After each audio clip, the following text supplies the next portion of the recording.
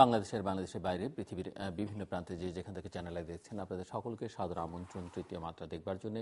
আর সাম্প্রতিক নানা বিষয় নিয়ে আলোচনা করবার জন্য আমার আজকের অতিথি বায়বর হাসান, প্রাক্তন ছাত্রনেতা, বাংলাদেশ আওয়ামী লীগের রাজনীতির সঙ্গে যুক্ত মোহাম্মদ তারিকুল হক।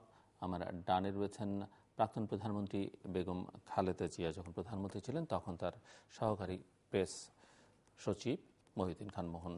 স্বাগত আপনাদের দুজনকে স্টুডিওতে। মিস্টার তারিকুল হক এবং মিস্টার মহিউদ্দিন খান মোহন, গতকালও প্রবল বর্ষণ এবং বর্ষণে রাজধানী সহ বিভিন্ন শহর, বিশেষ করে রাজধানীর কথা আমরা বলতে পারি যে জলাবদ্ধতার কারণে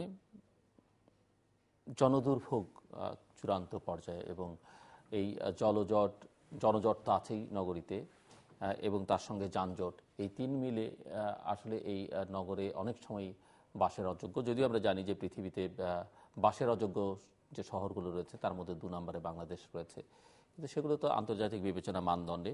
কিন্তু আমাদের নিজেদের মানদণ্ডে আমরা নিজেরা যেটাকে বাসযোগ্য মনে করি সেটি অনেক সময় খুব অসহনীয় ওঠে, এবং গতকালও তার একটি লক্ষণ দেখা গেল। কেন এই অবস্থা, মানে এর দায়টা আসলে কার বহন করা উচিত, কে নেবে? ধন্যবাদ জিলুর ভাই আমাকে আজকের অনুষ্ঠানে ডাকার জন্য, সুযোগ দেওয়ার জন্য। এই সুযোগে আমি দেশবাসীকে ঈদ মোবারক জানিয়ে রাখতে চাই। আমাকে যে বিষয়টি নিয়ে আপনি প্রশ্ন করলেন, আসলে এই বিষয়ের উপর আমি টেকনিক্যাল এক্সপার্ট নই। একদম এডুকুয়েট জবাবটি আপনি আমার কাছে আশা করলে আমার মনে হয় সুবিচার করা হবে না। আমার পলিটিশিয়ানদের তো সব বিষয়, রাজনীতিবিদ হিসেবে আমাকে সব বিষয় কিছু হয়তো জানতে হবে। অনেক আগে আমরা যখন ছাত্র রাজনীতি করি তখন একটি স্লোগান খুব জনপ্রিয় ছিল যে বিপ্লব ধ্বংসের তাণ্ডব লীলা নয়, সৃষ্টির প্রসব বেদনা মাত্র।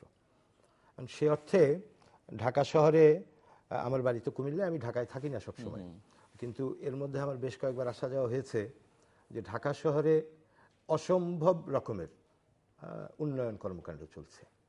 তো এই উন্নয়ন কর্মকাণ্ডগুলি চালাতে গেলে যেখানেই আপনি করেন না কেন কিছু যন্ত্রণা তৈরি হয়। মেয়র সাহেবদের আপনাদের অনুষ্ঠানের মাধ্যমে টিভিতে আমরা জানতে পেরেছি যে 3 মাস পর থেকে এই সমস্যাগুলি থেকে নগরবাসী কিছু পরিত্রাণ হয়তো পাবেন। এবং আমি ভাবতেই ভালো লাগছে যে আমাদের দুজন মেয়র নিউ একটি কনসেপশন নিয়ে আসার চেষ্টা করছেন দেশে, যে ওনারা বেশ কয়েকটি সেমিনার করছেন, এবং সেমিনারে সাধারণ মানুষকে দাওয়াত দিয়েছেন এই বলে যে আপনারা আসেন, পার্টিসিপেট করেন, এবং প্রত্যেকে 5টি করে সম্ভাবনার পরিত্রাণের উপায়ের সম্ভাবনার কথা আলোচনা করার জন্য। সেই 5টি যে আপনি যে 5টি নিলেন সেই 5টি গ্রহণীয় হবে, নট দ্যাট। সারা দেশের মানুষের এরকম যদি 5টি করে বুদ্ধি নির্দেশনা নিয়ে যায় এবং সেখান থেকে জিস্ট হিসাবে বের করে তারা একটি সলিউশন বের করার চেষ্টা করবেন। তো আমার ধারণা, আমি এই দুজন মেয়রের উপর আশাবাদী, সৎ মানুষ হিসাবে, ভালো মানুষ হিসাবে তাদের প্রতি মানুষের একটা পারসেপশন আছে যারা ভালো মানুষ, এবং অ্যাজ ওয়েল এজ তারা ব্যক্তিগত জীবনে খুব সফল মানুষ। ব্যক্তিগত জীবনে সফল মানুষরা রাজনীতিতেও সফল হওয়ার সম্ভাবনা খুব বেশি। আনিসুল হক এবং সাইদ খোকন সাহেব, এরা দুজনেই আন্তরিকভাবে কাজ করছেন, এবং কাজ করলে আর কিছুদিন পরে এই সমস্যাগুলি খুব দৃশ্যমান না হওয়ার কথা। আমি এই পর্যায়ে এতটুকু আলোচনা। মহিউদ্দিন খান মোহন। ধন্যবাদ জিলুর ভাই। রাজনীতিরও কাছে, সাংবাদিকতা করেছেন, সব মিলিয়ে আপনার। জি, সামনে ঈদ, জলজট এবং জনজট যেটা বললেন, এবং যানজট, দুঃসহ। স্টুডিওতে আসতে, আপনাদের স্টুডিওতে আজকে আসতে কি দুর্ভোগ আমাকে পোহাতে হয়েছে একমাত্র আমি জানি। প্রথমে ভেসে গেলাম উন্নয়নের জোয়ারে, মতিঝিল 6 লাভ, 10 মিনিটের বৃষ্টিতে একদম 6 লাভ, হাঁটু পানির মতো। এরপরে আপনার মালিবাগ, মৌচাক, এদিক দিয়ে তো মানুষ চলাচলের কোনো উপায় নেই, কদাকার অবস্থা রাস্তার। ফ্লাইওভার নির্মিত হচ্ছে, ভাই বললেন উন্নয়ন, অসম্ভব ধরনের উন্নয়ন, এবং সে সাথে এটা বলা যায় একটু এই মানে ক্যারিকেচার করে যে বেসম্ভব ধরনের দুর্ভোগ। যারা এই ফ্লাইওভারগুলো নির্মাণ করছেন তারা ভাবছেন না যে এই ফ্লাইওভার যেখান থেকে গ্রাউন্ড দিয়ে, রাস্তা দিয়ে মানুষ চলাচল করে, এই সেন্সটা বোধহয় তাদের নাই। তো এখন আপনি যেটা বললেন যে 3 মাস পরে হয়তো এই সমস্যা থাকবে না, 3 মাস পরে বৃষ্টিও থাকবে না, বৃষ্টি থাকবে না, আর 1 মাস পরেই বৃষ্টি থাকবে না, শীতের সিজন এসে যাবে, তখন আর এত কষ্ট থাকবে না। হয়তো এটা থাকবে, যানজটটা থাকবে, সেই যানজট নিরসনের সম্ভব না। যেমন আজকে দেখলাম ওই দিনকার কাগজে যে ইসে বলছেন যে মানে দুর্ভোগ, রাস্তাঘাটের দুর্ভোগ পুরোপুরি লাঘব করা সম্ভব না সরকারের পক্ষে। সেতুমন্ত্রী বলেছেন, আমাদের সড়ক সেতুমন্ত্রী, উনি স্বীকার করেছেন পুরোপুরি সম্ভব না। কতটুকু সম্ভব সেটা উনি প্রমাণ দেবেন পরে। তবে এবার কিন্তু আপনার এই পত্রপত্রিকায় এবং যারা পর্যবেক্ষক তারা কিন্তু বলছেন যে এবার ঈদে বোধ হয় মানুষের ঘরে ফিরতে, মানে গ্রামে চলে যেতে অনেক দুর্ভোগ পোহাতে হবে। আমি চ্যানেল আইয়ের একটা নিউজ দেখলাম এই আজকে সকালে, সেই নিউজে একজন বললেন, এক নাগরিক, যে এবার বোধহয় আমাদের রাস্তাতেও নামাজ পড়তে হতে পারে। ওনার আশঙ্কা, এটা আমরা চাই না যে আশঙ্কার সত্যি হোক, এটা দেখলাম কালকে একটা টক শো তো দেখলাম, এরকম আলোচনা হলো। আপনি যেটা বলেছেন যে নামাজ মাঝে মধ্যে পড়তেই হয়। হ্যাঁ, আচ্ছা, এই নগরবাসীদের ডেকে মেয়র দুইজন, আমাদের এই যে নবনির্বাচিত মেয়র, তারা পরামর্শ নিচ্ছেন, তাদের কাছ থেকে কনসেপ্ট নিয়ে তারা উন্নয়নের কাজ করবেন। তাহলে তো হয়েছেই, কারণ যাদের জন্য তারা কাজ করবেন তাদের পরামর্শের অপেক্ষায় যদি তারা বসে থাকেন, তাহলে তো আমাদের দুর্ভোগ আর এই ওনাদের যে টার্ম আছে সেই টার্মে শেষ হবে বলে মনে হয় না। তবে একটা কথা আছে যে বৃক্ষ তোমার নাম কি ফলে পরিচয়, কথা বলে বাড়িয়ে লাভ নেই। ওনারা কাজ করার কথা প্রতিশ্রুতি দিয়েছেন, কিছু অভিনব কথাবার্তা আমাদেরকে শুনিয়েছেন, এই করবেন সেই করবেন, এখনো পর্যন্ত তার বাস্তবায়নের ওই সোনালি রূপালী চাঁদ আকাশে দেখা যায়নি। এই নগরবাসীর ভাগ্যের আকাশে ওই উন্নয়ন বা সুবিধার চাঁদের রূপালী রেখা এখনো দেখা যায়নি। ভবিষ্যতে কতটুকু দেখা যায় তখন আরেকবার না হয় বসবো আলোচনা করার জন্য। আজকে এটুকুই বলি যে দুর্ভোগ আপাতত আমরা পোহাচ্ছি, এই দুর্ভোগ সীমাহীন, এই দুর্ভোগ অসহ্য, এটা সহ্য করার মতো না। নগরবাসী ঈদের কেনাকাটা করতে পারছে না, ঢাকায় গরু ঢুকছে, গরু ট্রাক ঢুকছে, সে এক বিতিকিচ্ছিরি অবস্থা। এই অবস্থা থেকে যত তাড়াতাড়ি পরিত্রাণ পাওয়া যায়, সেই পরিত্রাণের বিষয়টা যদি তারা ত্বরান্বিত করতে পারে তাহলে আমরা সাধুবাদ জানাবো। তারিকুল হক, ধন্যবাদ। আজকে আমরা এখানে আসার আগে, বসার আগে আমরা দুইজন যখন পরিচিত হচ্ছিলাম, তখন আমার একটা আবেদন ছিল এরকম যে আমরা সবসময় তো নীতির কথা বলি, তো আজকে আমরা এক কাজ করি, কিছু নীতি এবং আদর্শের কথা বলি। সামনে কোরবানির ঈদ, ত্যাগের মহিমায় ভাস্বর, আমাদের এই দিনগুলি সুন্দর হোক, এরকম একটি আবেদন আমার ছিল। আমাকে যখন আপনি প্রথম একেবারেই, আমি এই প্রসঙ্গে আলোচনার জন্য মানসিকভাবে মোটেও প্রস্তুতি ছিল না, আমি করি রাজনীতির মানুষ, আমাকে একটি টেকনিক্যাল বিষয়ে প্রশ্ন করা হলো, আমি কিন্তু কাউকে অভিযুক্ত করি নাই। আমি বলেছি যে এই সমস্যাগুলি আছে। আমাদের মেয়র সাহেবরা 3 মাস সময় নিয়েছেন, একটা জীবনের অ্যাসপেক্টে, একটা সমাজের অ্যাসপেক্টে, কালের অ্যাসপেক্টে 3 মাস সময় খুব বেশি সময় নয়। তো এখন আমাকে তো একটু গভীরে ঢুকতেই হবে। আমাদের দেশে রাস্তাগুলি প্রধানত পিচের রাস্তা। এই রাস্তা পিচের প্রধানতম শত্রু হচ্ছে পানি। বর্ষাকালে রাস্তা মেরামত করার কোনো উপায় নাই। এটা যদি কালকে আপনাকে অথবা আপনার দলকে ক্ষমতায় বসিয়ে দেওয়া যায়, শান্তিনগরের রাস্তা কালকে ঠিক করার কোনো সুযোগ নেই, নো ওয়ে। আমি ওই জায়গায় যেতে চাচ্ছিলাম না। এখন দীর্ঘদিনের, আমি যদি আলোচনাটি এইভাবে শুরু করতে চাই যে দীর্ঘদিনের পুঞ্জীভূত বঞ্চনা, এই মানুষকে না দেওয়ার সংস্কৃতি আওয়ামী লীগকে সবগুলি বহন করতে হয়। আমি আপনাকে একটি তথ্য দিতে চাই, বাংলাদেশে প্রথম ফ্লাইওভারটি নির্মিত হয়েছিল যেটা সাবের চৌধুরী যেটা করলেন, আপনার যেখানে বাসা শাহজাহানপুরে, সেই ফ্লাইওভারটি নির্মিত হয়েছিল 96 থেকে 2001-এর আওয়ামী লীগ সরকার ক্ষমতায় থাকার সময়কালীন। এবং এরপরে বিএনপি 6টি বছর ক্ষমতায় ছিল, 5 বছর, এরপরে 2 বছর, 7 বছর বাংলাদেশে কোথাও কোনো ফ্লাইওভার নির্মিত হয় নাই আমার জানা মতে। এরপরে এখন আবার আপনি ঢাকা শহরে যত ফ্লাইওভার নির্মিত এবং নির্মাণাধীন অবস্থায় দেখছেন, এগুলি সবগুলি আওয়ামী সরকারের আমলের করা। এখন আওয়ামী লীগ থেকে খুব মোটা দাগে গ্রস ওয়ার্কে যেতে হয়। এই যে ছোট ছোট ছোট ছোট, যেমন আমি যেই এলাকার, আমার এলাকার মাননীয় মন্ত্রী হচ্ছে মুজিবুল হক সাহেব, রেলমন্ত্রী, উনি 14 এলাকার এমপি। 14 এলাকায় আমি আমার নিজে দেখার সুযোগ হয়েছে যে 1 কিলোমিটার রাস্তা কাঁচা ছিল না। 96 থেকে 2001 পর্যন্ত মুজিবুল হক সাহেব, উনি তখন মন্ত্রী ছিলেন না, হুইপ ছিলেন, 1 কিলোমিটার রাস্তা আমি দেখি নাই কাঁচা। চমৎকার রাস্তা, 8 ফিট রাস্তা, গ্রামের রাস্তাগুলি এলজিডি রাস্তা। এরপর জোট সরকার ক্ষমতায় আসলেন, আব্দুল্লাহ মোহাম্মদ তাহের সেখানকার এমপি হলেন, মুজিবুল হক এমপি হতে পারলেন না। আপনি বিশ্বাস করেন, আমি আপনাকে চ্যালেঞ্জ করতেছি, 1 ইঞ্চি জায়গা রিনোভেট করেন নাই তিনি। মুজিবুল হক রাস্তা করে গেছে, রিনোভেট করবেন না। সেই হ্যাঁ, রিনোভেশনের কাজটা করতে হয়েছে আওয়ামী লীগকে পরবর্তীতে আবার ক্ষমতায় আসার পরে। এরপর এখন আবার 14 গ্রামের রাস্তাগুলি বড় চমৎকার। সারা দেশের চিত্রগুলি যদি আপনি মোটা দাগে দেখেন, হ্যাঁ, মোরলেস কাছাকাছি।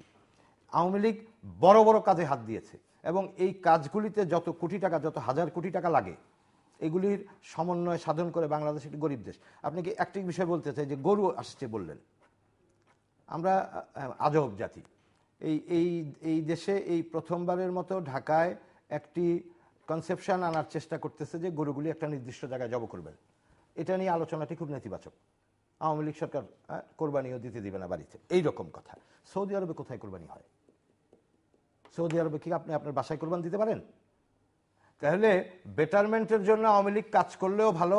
আমি বললাম যে আওয়ামী লীগের দুইজন নির্বাচিত এমপি এরা আমলাতান্ত্রিক জটিলতা না পড়ে নিজের কিছু একটা হাম্বর আমরা করবো এইভাবে, নট দ্যাট। পিপলের কাছে কনসেপশন চেয়েছে। পিপল মানে তো একেবারে আমার পুত্র যে মাত্র ইন্টারমিডিয়েট পাস করছে, নট দ্যাট। এই পিপলের মধ্যে তো আপনিও পড়েন, এই পিপলের মধ্যে টেকনিক্যাল এক্সপার্টরা পড়ে, যে আপনারা আসেন, আপনারা আমাদেরকে সমাধানের রাস্তাগুলি বলে দিয়ে যান, সবচেয়ে সুন্দর সমাধান যেটা। 16 কোটি মানুষের দেশ, এই দেশে এই ধরনের কিছু প্রাপ্তি এবং অপ্রাপ্তির যন্ত্রণা থাকবে। আমরা মিডল ক্লাস ফ্যামিলি, আমরা এখনো কিন্তু একেবারে মানে শ্রেণী উত্তরণ ঘটে নাই আমাদের। আমরা মধ্যবিত্ত সম্প্রদায়ে এক সময় বাড়িতে আমার বাবা একজন স্কুল শিক্ষক ছিলেন। একটা ডিমকে ওই যে পাটিসাপটা পিঠার মতো ভাগ করে দিতেন, আমরা 4 ভাই বোন, 1/4 তবে ডিম আমরা খেয়েছি। আমরা ওই মধ্যবিত্তের জায়গা থেকে আজকের প্রেক্ষাপটটা একটু চিন্তা করেন। এবং এই উন্নয়নের গতিধারা এই গত 7 বছরে কি হয়েছে, গত 40 বছরের উন্নয়নের গতিধারার সাথে আপনি একটু তুলনামূলক আলোচনা করেন, তাহলে অনেক কথাই আর বলবেন না এইভাবে। জি, মিস্টার মোহন।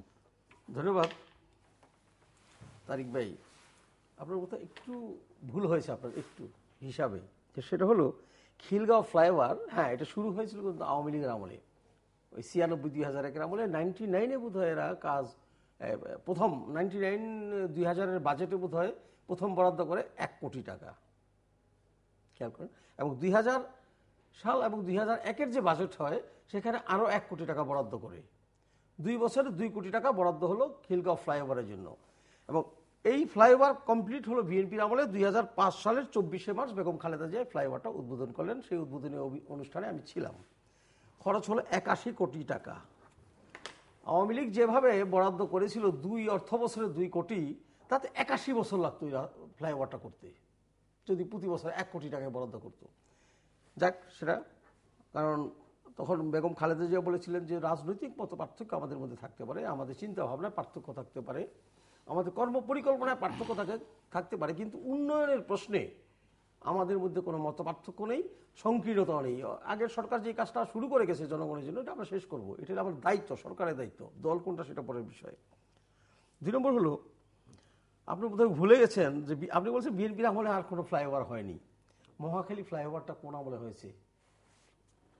মহাখালী ফ্লাইওভারটা তো বিএনপির আমলেই হয়েছে। বিএনপির আমলে ওটা উদ্বোধন এবং বিএনপির আমলে ওটা সমাপ্ত, মানে কাজের শুরু এবং শেষ বেগম খালেদা জিয়া ভিত্তিপ্রস্তর করেছিলেন এবং উনি সেটা উদ্বোধন করে গেছেন। 2। 3 নম্বর হলো, আজকে যাত্রাবাড়ি ফ্লাইওভার, যেটা যাত্রাবাড়ি গুলিস্তান ফ্লাইওভার, এটা নির্মাণ কাজ যে বিএনপির আমলে শুরু হয়েছিল এটা তো সবাই জানে। ফখরুদ্দিন মঈনুদ্দিনের সেই অবৈধ সরকার ক্ষমতায় আসার পর এর নির্মাণ কাজ বন্ধ করে দিয়েছিল। যদি তখন 111-এর ঘটনাটা না ঘটতো, কথিত 111 যেটা জরুরি অবস্থা, সেটা না ঘটতো, এবং 2007-এর নির্বাচনে যেই দলই ক্ষমতায় আসতো, আওয়ামী লীগ হোক আর বিএনপি হোক ক্ষমতায় আসতো, ওই ফ্লাইওভার আরও 5 বছর আগে নির্মিত হতো এবং খরচ অনেক কম ছিল। প্রথমে বোধ হয় 2300 কোটি টাকা ছিল, এখন কত কোটি টাকা খরচ হয়েছে, কত খরচ বেড়েছে, এগুলো আপনারা হিসাব নিতে পারেন। সুতরাং এই ভালো কাজটা শুরুও কিন্তু বিএনপি করে গেছে। হ্যাঁ, আওয়ামী লীগের আমলে সমাপ্ত হয়েছে। কিভাবে হয়েছে সবাই দেখেছে। এখন সুবিধা পাচ্ছি, যেখানে 1.5 ঘন্টা লাগতো আমার যাত্রাবাড়ি পার হতে, সেখানে আমি 10 মিনিটে পার হয়ে যাই ফ্লাইওভারের উপর দিয়ে। এই সুবিধা আমি ভোগ করছি। কিন্তু আপনি যেটা বলেছেন বিএনপির আমলে কোনো ফ্লাইওভার হয়নি, কোনো কাজ হয়নি, সেটা কিন্তু না। আরেকটি বিষয় আপনি যেটা উদাহরণ দিয়েছেন যে হ্যাঁ, আপনার মতো আমরাও একটা ডিম 4 জনে ভাগ করে খেয়েছি। সত্যি কথা, নিম্ন মধ্যবিত্ত পরিবার বলতে পারেন, বা বিত্তহীন মধ্যবিত্ত পরিবারের সন্তান আমরা। মধ্যবিত্তের কমন সিনারিওটা মোটামুটি এমনই ছিল। এটা কিন্তু আমাদেরও ছিল। সেখানে এখন ওই 4টা ডিমের একটা ডিম 4 জনে খাওয়ার জায়গায় এখন একটা মুরগি 2 জনে খাই। এই যে ডেভেলপমেন্ট, এটা কি সে মনে করেন আপনার সেই 1972 থেকে হঠাৎ করেই 2010-11-তে চলে আসলো এই ডিম? এটা মাঝখানে কি আর কোনো কাজ হয় নাই? এই চারটা ডিম একটা ডিম 4 জনে ভাগ করে খেয়েছি, তারপর হয়তো একজনে একটা ডিম খেয়েছি, তারপর তো একটা মুরগি 5 জনে খেয়েছি, এবং গ্র্যাজুয়ালি তো আমাদের এই ডেভেলপমেন্টটা হয়েছে। এই যে মাঝখানে সেই 72-75-এর আওয়ামী লীগ সরকারের পরে আপনার কি মনে করেন যে আর মাঝখানে যে সরকারগুলো এসছে তারা কোনো কাজ করে নাই? নিশ্চয়ই কাজ করছে। ডেভেলপমেন্টগুলো তো পর্যায়ক্রমে হয়ে এসছে, আজকে এই পর্যায়ে আমরা এসেছি। আপনারা দুজনই ঈদের কথা বলেছেন এবং ঈদকে সামনে রেখে এক ধরনের যোগাযোগ ব্যবস্থা নিয়ে মানুষের মধ্যে টেনশন কাজ করে, অনেক রকমের দুর্ঘটনা ঘটে। তার বাইরে প্রায়শই শঙ্কাও থাকে, এবারও যুক্ত হয়েছে চাঁদাবাজির ঘটনা, আইন শৃঙ্খলা পরিস্থিতির কিছু অবনতি, এর মধ্যে গরু ছিনতাইয়ের একাধিক ঘটনা ঘটেছে। সব মিলিয়ে কেমন মনে করছেন যে শেষ পর্যন্ত, যদিও র্যাব প্রধান আশ্বস্ত করেছেন নগরবাসীকে যে এবং দেশবাসীকে কোনো সমস্যা হবে না, আইন শৃঙ্খলা পরিস্থিতি সব র্যাব প্রধান আশ্বস্ত করেছেন, আমরা আশ্বস্ত হতে পারলে খুব খুশি হতাম যে না আমরা আশ্বস্ত হলাম, কিন্তু আমরা আশ্বস্ত হতে পারিনি। কারণ গত রমজানের ঈদে প্রায় 300-এর উপরে লোক মারা গেছে সড়ক দুর্ঘটনা সব বিভিন্ন দুর্ঘটনায়। এবারও দেখেন এই যে ঈদ উপলক্ষে যে মানে যাত্রাকালীন যে দুর্ভোগটা হয়, এটা আমার ধারণা যে দীর্ঘদিন থাকবে এদেশে, আমাদের দেশে অন্তত। ওই ঈদ মৌসুম আসলেই আমরা যারা লেখালেখি করি আমরা লিখতে থাকবো এই দুর্ভোগ, যাত্রী দুর্ভোগ, টিকিট পাওয়া যাচ্ছে না, এটা চিরাচরিত প্রথা হয়ে গেছে, চিরাচরিত, এটা চলতেই থাকবে। আর ওই সরকারি কর্মকর্তাদের আশ্বাস তো ওইভাবে আসতেই থাকবে, না কিছু হবে না, আপনারা যান, আপনারা সুন্দরভাবে ঈদ করবেন। কিন্তু বাস্তবতা সম্পূর্ণ ভিন্ন। এবারে ওই 16টি গরু সহবত একটা ট্রাক নিয়ে গেছে ওই যারা ব্যাপারী, তাদেরকে কুপিয়ে, এই যে আপনার এই পত্রিকা আছে রোববারের পত্রিকায়, এর আগেও একটি ঘটেছে। আইন শৃঙ্খলা পরিস্থিতি কোথায় আছে এটা তো আমার বলার অপেক্ষা রাখে না, চ্যানেল আইয়ের দর্শকদের কাউকে বলার অপেক্ষা রাখে না। উনি হয়তো একটা হাসি দিয়ে বলুন আইন শৃঙ্খলা পরিস্থিতি আগের চেয়ে অনেক ভালো। তার মানে এখন আমি কিন্তু সেভাবে বলবো না, না এখন আমি ওইভাবে বলি, কারণ সব স্বরাষ্ট্র মন্ত্রণালয় আইন শৃঙ্খলা দেখার যাদের দায়িত্ব, তারা কখনোই স্বীকার করেন না যে আইন শৃঙ্খলা পরিস্থিতি খারাপ। গুলি খেয়ে মারা গেছে 2 জন, তাদের লাশের সামনে দাঁড়িয়েও বলতে শুনেছি কোন কোন স্বরাষ্ট্রমন্ত্রীকে আইন শৃঙ্খলা পরিস্থিতি আগের চেয়ে অনেক ভালো। তার মানে কি যে 2 জন মারা গেছে গুলি খেয়ে, সন্ত্রাসীদের গুলিতে মারা গেছে, তার এখন যদি এরকম ভালো হয় তাহলে খারাপ হবে, কয়জন মারা গেলে খারাপ হবে? এই প্রশ্নটা কিন্তু তখন উঠেছিল, লেখালেখি হয়েছিল। যাই হোক, সেটা অন্য কথা। তবে ঈদ উপলক্ষে আইন শৃঙ্খলা পরিস্থিতির অবনতি সবসময় হয়েছে, এটা অস্বীকার করা যাবে না, সব সরকার এমনই হয়। এখন আইন শৃঙ্খলা বাহিনী যারা আছে তারা যদি আসলে মিন করেন যে আমরা আশ্বস্ত করছি জনগণকে, এটা যদি তারা মিন করেন, আক্ষরিক অর্থেই যদি আমাদেরকে আশ্বস্ত করতে চান, সেই ব্যবস্থা যদি তারা নেন, তাহলে হয়তো একটা সুফল আমরা পেতে পারি। আর তা না হলে খুন খারাপি, ছিনতাই, ডাকাতি, চুরির পাশাপাশি মানুষ গ্রামে গিয়ে কেউ আনন্দ উপভোগ করবে বা ঢাকায় বসে উপভোগ করবে, আর কেউ হয়তো সর্বস্ব সন্ত্রাসীদেরকে দিয়ে গিয়ে ওই ঈদের দিনটা তার কেঁদেই কাটাতে হবে। এই অবস্থা চলতে থাকবে। আপনি যেভাবে বললেন আমি ঠিক সেভাবে বলতে চাই না। আমি আপনাকে একটু মনে করিয়ে দিতে চাই, আইন শৃঙ্খলা পরিস্থিতি ওই যে এই কথাটি ভালো বলেছেন আপনি, যে ঈদকে কেন্দ্র করে, যে কোনো ফেস্টিভকে কেন্দ্র করে আমাদের দেশে কিছু দুর্নীতিবাজ, এই ধরনের চাঁদাবাজ, ছিনতাইকারী, তাদের দৌরাত্ম্য কিছুটা বাড়ে। কিন্তু সিনারিওটা যদি এরকম হয়, আপনার মনে আছে কিনা যে স্বরাষ্ট্রমন্ত্রী মতিন সাহেবের ঈদের জামাতে মানিব্যাগ পিকড হয়েছিল, এই ধরনের কাহিনীটি আমার মনে আছে, যে স্বরাষ্ট্রমন্ত্রীর নিজের মানিব্যাগ নিয়ে গেছে পকেটমার ঈদের জামাতে। এটা দিয়ে আমি যে কথাটি বলতে চাই যে এই বিষয়গুলির জন্য বিএনপি দায়ী।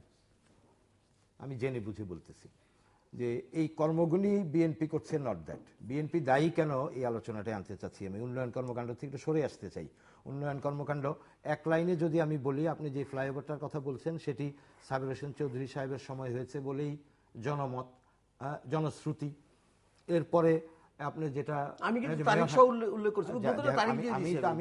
প্রথমে বললাম, এই বিষয়ের জন্য তুমি রেডি হয়ে আসি নাই, আসলে কে কবে করছে এই বিষয়গুলো আমি কনসার্ন না। আপনি আমার চাইতে মুরব্বী এবং আপনি যেই জায়গাটায় ছিলেন আমার চেয়ে বেশি দেখার সুযোগ হয়েছে।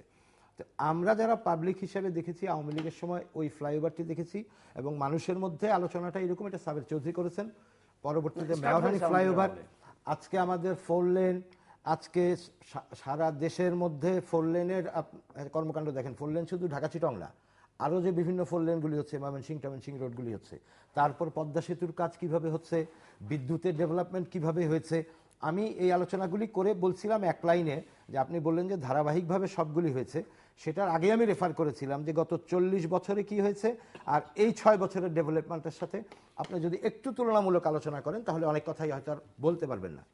আমিও আইনশৃঙ্খলা ডেটোরিয়েট বা অন্যান্য বিপর্যয়গুলির জন্য বিএনপিকে দায়ী করছি এই কারণে,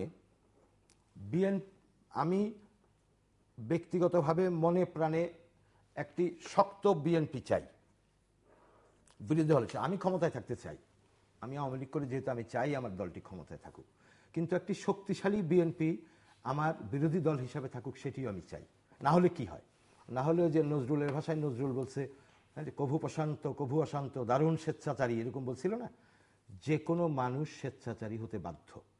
আমি যদি চেক অ্যান্ড ব্যালেন্সে না থাকি, আমার পাওয়ার যদি আপনি চেক অ্যান্ড ব্যালেন্সে না রাখেন, আপনি কার্যকর বিরোধী দলের ভূমিকায় যদি অবতীর্ণ না হতে পারেন, আমার কিছু বিচ্যুতি ঘটবে। আমাকে তো there is nobody to ask me, আমাকে কেউ তো প্রশ্ন করার জায়গায় থাকবে না। তো বিএনপি এই জায়গাটায় চলে গেল কেন, এত দুর্বল সংগঠনে কেন পরিণত হলো, এই এই যে চিন্তাটা আমি করি সবসময়, যে বিএনপি না থাকলে তো আসলে আমি ক্ষতিগ্রস্ত হয়ে যাব। একটি শক্তিশালী বিএনপি না থাকলে এখানে নিঃসন্দেহে চরম ডানের উত্থান ঘটবে। বিএনপি দুর্বল হলে কি হয়, যে আমি আমার জায়গা দিয়ে আপনাকে যে উদাহরণটা দিতে চাই, 14 গ্রামে বিএনপি সংগঠন হিসেবে দুর্বল সংগঠন, ওই জায়গায় জামাতের আব্দুল্লাহ তাহের দাঁড়িয়ে গেছে। যেখানে মডারেট রাইট যারা আছে তারা দুর্বল হয়ে যায়, ওখানে চরমপন্থার উত্থান ঘটে। আমি এর আগের আলোচনাতেও একটা বলছিলাম যে বিএনপি এই জামাত ঘরানার সাথে যদি ট্যাগ না হতো, আজকে বিএনপি বাংলাদেশে একটি শক্তিশালী দল হিসেবে থাকতে পারতেন। বিএনপি নিজেরা কোথায় নিয়ে গেছে, আমি একটা এক্সাম্পল দেই আপনাকে। 21শে আগস্ট গ্রেনেড হামলা হলো শেখ হাসিনার উপর, বর্ষিয়ান নেতারা ট্রাকের উপর আক্ষরিক অর্থের নেত্রীকে বুকে আগলে রাখলেন। মাইন্ড ইট, ওখানে গ্রেনেড চার্জ হচ্ছে, ওই সময় সুস্থ মস্তিষ্কে একটা মানুষ তার নেত্রীকে আঁকড়ে ধরে রাখা। আর আপনার এই মেয়র ইলেকশনের সময় আমি খালেদা জিয়াকে দেখলাম 300 মোটরসাইকেলের গাড়ির ভর, 300 মোটরসাইকেল, 2 জন করে মানুষ হলে 600 মোটরসাইকেলে তো আপনার বয়সী লোকজন যায় না, ক্যাডাররা যায়, ছাত্রদল যুবদল ক্যাডার। আমি পজিটিভ অর্থেই বললাম যে রাজনীতির ক্যাডাররা যায়, আমি একেবারে পজিটিভ অর্থেই বললাম, সক্রিয় কর্মীরাই গেল। 300 মোটরসাইকেল, 2 জন করে একটা মোটরসাইকেলে বসা থাকলে 600 ছাত্রদল যুবদলের তুর্কি তরুণ। আমার ছাত্রলীগের বলে 2টা 4টা 5টা ছেলে দৌড়ে দিচ্ছে, ধাওয়া খেয়েছে, গাড়ি ভেঙে গেছে, পালাই গেছে সব। এটা কি কোনো কিছু বোঝায় কিনা, কোনো মেসেজ কিনা? মেসেজটা হচ্ছে এই, ওনাকে ওনার কর্মীরা ছেড়ে চলে যান, কেন যান? এই কর্মীরা তো খালেদা জিয়াকে সেদিন আগলে রাখার কথা, আগলে রাখে নাই, যে আমি মনে কষ্ট পেয়েছি যে একজন রাজনৈতিক নেতৃত্ব উনি কোথায় নিজেকে দাঁড় করাচ্ছেন। এই জন্য আমি মনে কষ্ট পেয়েছি। আমি আপনাকে এই জায়গায় আজকে একটা তথ্য দিই। আমি যখন চট্টগ্রাম বিশ্ববিদ্যালয়ের ছাত্র 90-এর ছাত্র আন্দোলনের কর্মী, আমি সর্বদলীয় ছাত্র ঐক্যের প্রস্তাবক। আমি চট্টগ্রাম বিশ্ববিদ্যালয়ে সর্বদলীয় ছাত্র ঐক্য সর্বপ্রথম গঠন হয়েছে, এবং এই সর্বদলীয় ছাত্র ঐক্য মানে ইনক্লুডিং বিএনপি, ছাত্র সংগ্রাম পরিষদ এবং বিএনপি সহ আমরা জামাত শিবিরের বিরুদ্ধে লড়াই সংগ্রাম করেছি, নির্বাচন করেছি, পাশ করেছি। আওয়ামী লীগ বিএনপি এক ঘরানায় হয়ে নির্বাচন করেছি আমরা। এই জন্য আমার খুব কষ্ট লাগে। সে সময় বিএনপিকে অ্যাড করার জন্য প্রস্তাবনাটা ছিল আমার, যে ওই সময় স্লোগান ছিল রুখতে হবে স্বৈরাচার, রুখতে হবে রাজাকার। আমরা যখন রাজনীতিতে নেমেছি, আমরা যখন বয়সে তরুণ, আমার সন্তানের বয়সী, আমরা কিন্তু সামগ্রিক অর্থে পুরো দেশের মঙ্গল চিন্তা করেছি। বিএনপি আমার পাশের বন্ধুটি, ওর শ্রেণী চরিত্র আমার শ্রেণী চরিত্র আমি দেখি একই রকম। তখন তো আমি আজকের মতো যে বোধের জায়গায় নাই। আমি 19, 20 বছর, 22 বছর, 23 বছরের যুবক। আমার কাছে মনে হয়েছে আমার পাশের বাসার ছেলেটাই তো বিএনপি করে, সে আমি মিলেমিশে দেশ গড়ব। 90 পর্যন্ত এই চেতনাটি ছিল, এবং বিএনপি সহ নির্বাচন করে চাকসু নির্বাচন করেছি। সেই সময় বিএনপির আমার কুমিল্লার একটা ছেলে মাহবুব চৌধুরী, সে এখন কুমিল্লায় দক্ষিণের বিএনপি সাধারণ সম্পাদক। তাকে জামাতিরা এমনভাবে পিটাইছে চট্টগ্রাম বিশ্ববিদ্যালয়ে, পিটিএ মৃত মনে করে ফেলে চলে গেছে।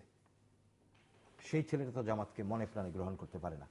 বাধ্য হয়ে এখন বিএনপি যেহেতু প্যারেন্ট অর্গানাইজেশন, যেহেতু জামাতিদের সাথে ঐক্য, মনের দুঃখের কথা বলে।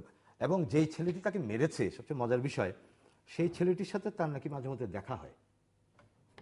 এবং বিএনপি যখন ক্ষমতায় ছিল তখনও দেখা হয়েছে, আমাকে বলছে একদিন, তারেক ভাই এই ছেলেটা যখন দেখি আমি, আমার গায়ের রক্ত আর ঠিক থাকে না, তাও মারতে পারি না, দল করি।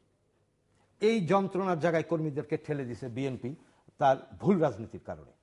এবং বিএনপি ভুল রাজনীতির কারণে যদি কালের অতল গহ্বরে হারিয়ে যায়, আলটিমেটলি কিন্তু আমি প্রবলেমে পড়ে যাব। সেই জন্য চাই যে বিএনপি দলটি থাকুক, শক্তিশালী অবস্থানে থাকুক। আপনাকে একটি কথা এর আগে বলছিলাম, খালেদা জিয়ার সন্তান মারা গেলেন, অন্য সমস্ত কিছু বাদ দেন, সমস্ত পক্ষে বিপক্ষে, আমার পক্ষে বলছেন, বিপক্ষে বলছেন, বাড়ির থেকে বের করে দিছি, আমারটা ভেঙে ফেলছেন, সব বলছেন, সন্তান মারা গেছে। শেখ হাসিনা মায়ের মমতা নিয়ে ছুটে গেলেন সেখানে। অনেকে এরকম বলার চেষ্টা করে যে উনি রাজনীতি করতে গেছেন। আমি বলি, বলার চেষ্টা না, মেন করে বলি, উনি রাজনীতিই করেছেন। উনি তো 24 আওয়ার্স পলিটিশিয়ান। আমি পলিটিক্স করি, মানুষ যেন আমার সম্পর্কে ভালো ধারণা পোষণ করে, আমি এটা চাই। বাংলাদেশের মানুষ, আমার প্রতিবেশী, আমার প্রতিপক্ষের সন্তান মারা গেলে আমি সেখানে গেলে বাংলাদেশের মানুষ এটাকে ভালো বলবে, গ্রহণ করবে, এই জন্য আমি গিয়েছি সেখানে। না হলে খালেদা জিয়ার সন্তান কোকোর প্রতি শেখ হাসিনার মমতা থাকার কোনো কারণ নাই, নাই, মমতা থাকার কোনো কারণ নাই। তারপরও যে আমরা যারা পার্টিজান, ধরেন আওয়ামী লীগ 30% মানুষ করে, বিএনপি 30% মানুষ করে, বাকি 40% মানুষ কিন্তু নন পার্টিজান। ওরা কিন্তু কে কোন মানুষটি ভালো কাজ করছে সেটি লক্ষ্য করে, পর্যবেক্ষণ করে। শেখ হাসিনা সেই মানুষগুলির অ্যাটেনশন ড্র করার জন্য গিয়েছেন, ধরে নিলাম, ইটস এ পজিটিভ অ্যাটিটিউড। এটাকেও আপনারা বলার চেষ্টা করছেন আমি সেখানে কেন গেছি। তো সেদিনও কিন্তু আগামী দিনের পলিটিক্স একটা বৃহত্তর ভালোর জায়গায় নিয়ে যাওয়ার চেষ্টা আপনারা নষ্ট করছেন, যেটি 90 সালের স্বৈরাচার পতনের পর আমরা সর্বদলীয় ছাত্রঐক্য চেষ্টা করেছিলাম। সেই সময় সম্ভাবনাটি ভেঙেছিল বিএনপি। এইটাও যে শেখ হাসিনা যেদিন খালেদা জিয়ার বাড়িতে গেলেন সেদিন ওনাকে গ্রহণ না করে আরেকটি সম্ভাবনার দ্বার। আজকে ফেসবুকে আলোচনা দেখি, আশরাফ সাহেব লন্ডন যাচ্ছেন, খালেদা জিয়া লন্ডনে আছেন, সেখানে কোনো নতুন যোগসূত্র। তাহলে না, ফেসবুকের কল্যাণে বা পত্রিকায় মানুষের গসিপ যে ওখানে কোনো কি নতুন মেরুকরণ হচ্ছে কিনা। আপনি আশরাফ সাহেবের দিকে তাকিয়ে আছেন কেন? শেখ হাসিনা হারসেলফ গিয়েছেন, আপনি সেটাই তো রিসিভ করতে পারেন নাই। রিসিভ করতে পারেন নাই কেন? সেই বিষয়গুলি আপনারা আগে নিজেরা লোকেট করেন যে আমাদের এই জায়গায় ভ্রান্তি হচ্ছে, নিজেরা সংশোধন হন। এই যে মাঝখানে একটা ভালো করেছেন যে আন্দোলন থেকে একটু দূরে এখন একটু দল গোছাই। দলটা একটা শক্তিশালী দল, একটা শক্তিশালী বিরোধী দলের ভূমিকা আবির্ভূত হলে আমার মধ্যে যে বিচ্যুতিগুলি, আমার মধ্যে যে স্বেচ্ছাচারিতার জন্ম হয়, এই স্বেচ্ছাচারিতা থেকে আমার দলটা বেঁচে যাবে। মিস্টার মোহন, ধন্যবাদ। তারিকুল হক সাহেব একটা হক কথা বলেছেন, এই জন্য ধন্যবাদ। অন্তত উনি প্রকারান্তরে স্বীকার করে নিলেন যে কোকোর প্রতি কোনো মমত্ববোধ থেকে সমবেদনা থেকে শেখ হাসিনা মাননীয় প্রধানমন্ত্রী ওই দিন গুলশান উনি একটা পলিটিক্স করতে গিয়েছিলেন। যাক, বোয়ালের আন্ডা বোয়ালে ভাঙ্গে, একটা কথা আছে। না না, আমি এটা মেইন করে বলেছি, আমি এই শব্দটা একটা মেইন শব্দ বলেছি। আমি রাজনীতি করি, I M A career politician, বলি ইট ইজ মাই পলিটিক্স। এখন কথা হলো যে আমরা কিন্তু ধরেই নিয়েছিলাম,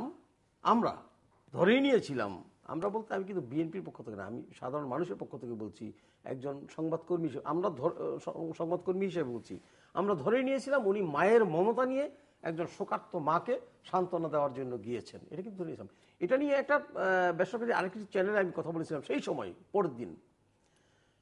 এবং বিএনপির ওখানে কতিপয় কর্মচারী গুলশান অফিসের যে আচরণটা করেছে মাননীয় প্রধানমন্ত্রীকে ভেতরে ঢুকতে না দিয়ে, সেটা তীব্র নিন্দা করেছিলাম আমি, আমার মতো অনেকেই করেছিলেন, ব্যারিস্টার মওদুদ আহমদও খুব নিন্দা করেছিলেন এই ঘটনাটার।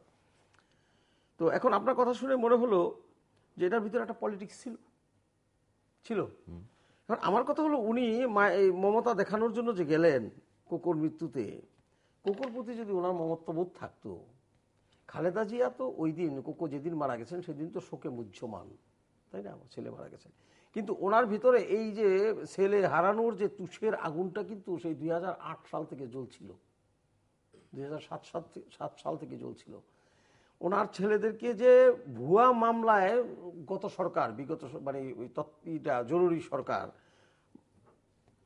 জেলে পাঠালো, শারীরিক নির্যাতন করলো, ঠিক একই ধরনের মামলা কিন্তু আজকের প্রধানমন্ত্রীর বিরুদ্ধে ওই সরকার দিয়েছিল, ফখরুদ্দিন মঈনুদ্দিনের সরকার। আজকের প্রধানমন্ত্রী ক্ষমতায় আসার পর অলৌকিকভাবে তাদের সমস্ত মামলা প্রত্যাহার হয়ে গেল, কিন্তু বেগম জিয়া এবং তার ছেলেদের মামলাগুলো প্রত্যাহার তো হলোই না, বরং তার সাথে আরো কিছু মাল মশলা মিশিয়ে এমনভাবে সেগুলোকে বিল্ড আপ করা হয়েছে যেগুলো এখন তাদের জন্য খড়গ হিসাবে ঝুলছে। সুতরাং এই চ্যাপ্টারটা আমি বাদ দিতে চাই। তিক্ত কথাবার্তা যেতে চাই না। আরেকটা জিনিস আপনি যেটা বলেছেন যে এই সরকার সব করছে, ভালো ভালো কাজগুলো করছে, তাহলে সরকারের দায়িত্বটা কি? সরকার তো করবেই, ধারাবাহিকভাবে করবে। এক সরকার যেগুলো করে গেছে ওখান থেকে আবার শুরু করতে হবে। উনি মূল জোর দিয়েছেন একটি শক্তিশালী বিরোধী দল। আমি আসতেছি সেখানে। এখন আমি যে ডেভেলপমেন্টের ব্যাপারে আমি এক লাইনে শেষ করতে চাই। আমার দাদা একটি গ্রামে একটি বাড়ি করে গিয়েছিলেন, মাটির বাড়ি। আমাদের এলাকায় আবার মাটি প্রায় 10 হাত উঁচু করতে হয় বাড়ি করার জন্য। আমার বাবা সেখানে একটা টিনের ঘর করেছিলেন। হ্যাঁ, আমি সেখানে একটা একতলা বিল্ডিং করেছি ধরেন, আর আমার ছেলে এসে ওখানে 4 তলা একটা সুসজ্জিত বিল্ডিং করলেন। আমার ছেলেরটা কিন্তু বর্তমান প্রজন্ম যারা আছে তারা বাড়ি, মোহন সাহেবের ছেলে তো চমৎকার বাড়ি করেছে, কিন্তু আমার বাড়ির ভিত্তিটা করে গেছেন আমার দাদা। আমার দাদা যদি মাটি ফেলে না যেতেন ওখানে বিল্ডিং করা সম্ভব হতো না আমার ছেলের। সুতরাং আজকে 40 বছর পরে যে উন্নয়ন দেখছেন আপনারা, দেখাচ্ছেন সবাইকে, এই উন্নয়নের পেছনে যাদের অবদানটা আছে এটা একটু স্বীকার করতে হবে।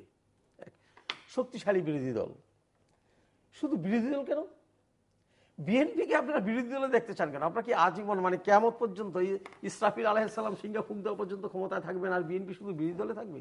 সেই বিরোধী দলে থাকার জন্য কি বিএনপি? আপনাকে বলেছি আমি আওয়ামী লীগ করি, আমি তো ক্ষমতায় নিজেরা দেখতে চাই। না, দেখতে চাইবেন, কিন্তু শুধু বিরোধী দল না, আপনাকে বলতে হবে যে আমরা শক্তিশালী আরেকটা রাজনৈতিক দল দেখতে চাই। বিএনপি সেই রাজনৈতিক দল হোক। আমিও সবসময় চাইবো আওয়ামী লীগ এমন একটা শক্তিশালী রাজনৈতিক দল হোক যাতে বিএনপি ক্ষমতায় গেলে সবসময় ভয়ে থাকে যে আমাদের কোনো ফল্ট হলে আওয়ামী লীগ কিন্তু ক্ষমতায় চলে আসবে। ওরা দেখিয়ে দেবে।